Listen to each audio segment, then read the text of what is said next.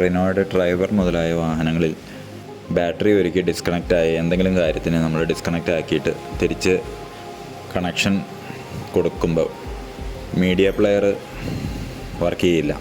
ഒരു authentication code ചോദിക്കും. ഈ ഓതൻറ്റിക്കേഷൻ കോഡ് നമുക്ക് അറിഞ്ഞിരിക്കണം, ഇത് പിന്നീട് നമുക്ക് വർക്ക് ചെയ്യിപ്പിക്കണമെങ്കിൽ. അത് എവിടെയുള്ളതെന്ന് വെച്ച് കഴിഞ്ഞാൽ നമ്മുടെ ഓണേഴ്സ് മാനുവലിൽ ഏറ്റവും അവസാനത്തെ പേജിൽ റേഡിയോ കോഡ് എന്ന് പറഞ്ഞൊരു ഓപ്ഷൻ കൊടുത്തിട്ടുണ്ട്. അവിടെ നമുക്ക് വാഹനം കൈമാറുന്ന സമയത്ത് ഡീലേഴ്സാണ് അവിടെ ആ കോഡ് പേനയിൽ എഴുതി വയ്ക്കുന്നത്.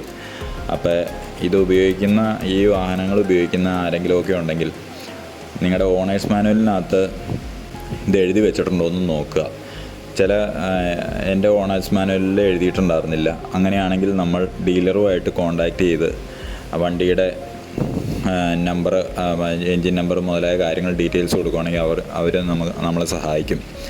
അത് എഴുതി വെച്ച് കഴിഞ്ഞാൽ നല്ലതായിരിക്കും. അല്ലെങ്കിൽ ഏതെങ്കിലും കാരണവശാൽ നമുക്ക് ബാറ്ററി ഡിസ്ചാർജ് ആയി പോവോ, ഏതെങ്കിലും കാരണം നമുക്ക് ഓഫായി പോവോ, എന്തെങ്കിലും ചെയ്ത് കഴിഞ്ഞിട്ട് പിന്നീട് കണക്ട് ചെയ്യുമ്പോൾ നമുക്ക് ഇത് ഓപ്പറേറ്റ് ചെയ്യാൻ പറ്റാണ്ട് വരും, മീഡിയ പ്ലെയർ ടച്ച് സ്ക്രീന്.